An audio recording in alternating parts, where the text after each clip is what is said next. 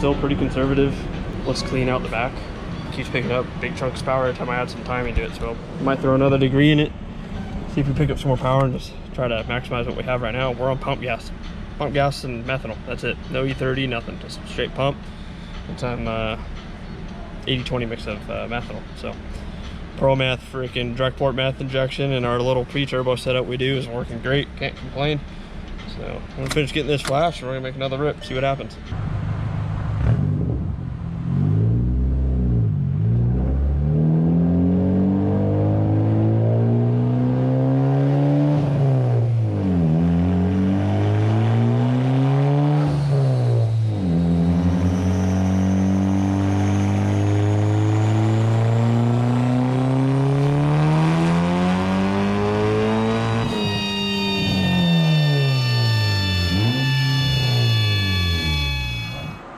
It worked.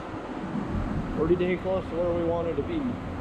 Definitely above our safety zone, but Ernie said send it, so we're sending it. Still 98 degrees in here, 42% humidity, like 3800 DA, 3600 DA. And I'll show you guys the numbers.